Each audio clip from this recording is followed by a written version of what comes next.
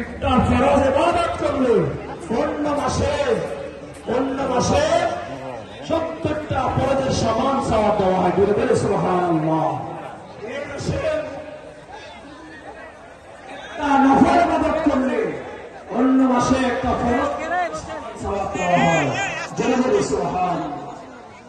যারা এই মাসে সিয়াম সাধনা পালন করেন, মাহে রমজানের রোজাগুলো রাখেন, আল্লাহর হাবিব সাল্লাল্লাহু আলাইহি ওয়াসাল্লাম আল্লাহ তাআলা ঘোষণা করেছেন, বান্দার বনি আদমের সকল নেক আমলগুলো 60 থেকে 70 700 আরো বেশি পরিমাণ বৃদ্ধি করে দেওয়া হয়, নেকের পাহাড় পরিমাণ দেওয়া হয়।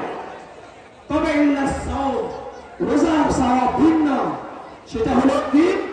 الصوم وأنا أجزي به، وفي رواية أخرى الصوم لي وأنا أجزى به।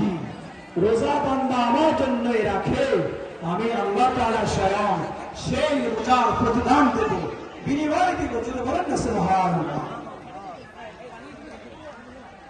অন্য রাওয়াতে এসেছে